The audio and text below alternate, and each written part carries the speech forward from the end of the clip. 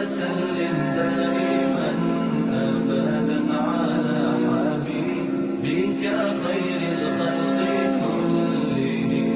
مولاي صل وسلم دائما أبدا على حبيبك خير الخلق كلهم. رحمن يا رحمن ساعدني يا رحمن، اشرح صدري قرآن، املأ قلبي قرآن، واسق حياتي قرآن.